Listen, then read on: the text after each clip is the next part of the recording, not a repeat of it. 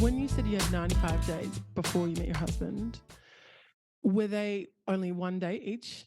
So you only one date with these people, There or were you only yeah, there were only 2 second dates, right? just 2. And you just knew, so you wanted to move through them quickly because you just knew that it wasn't going to go anywhere.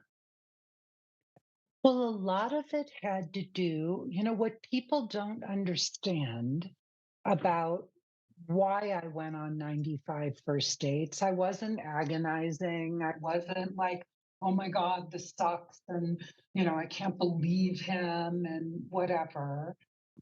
Um, I really was in a place where I don't know how to explain this to people because I think people think, oh, well, I feel that way or whatever. But there's a difference between getting something intellectually and really being in that state of beingness. So when I was dating, I had had a meditation. I was in a meditation meeting and I realized that in this meditation, I realized that unconditional love is real.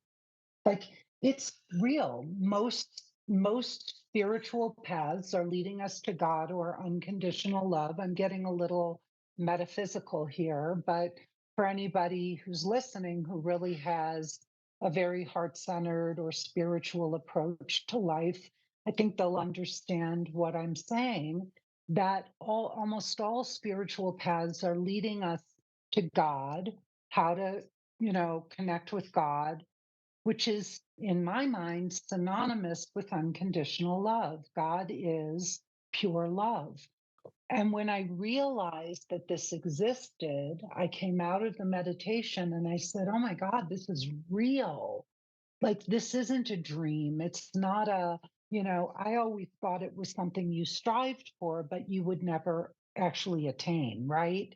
You would always be reaching for it, but that you had to be a perfect person, an ascended being, right? In order, like a master, to be able to have that kind of pure love and acceptance with another person. But once I realized, no, we can have this in the here and now, I asked myself, how do you do that? Like, how do you attract unconditional love?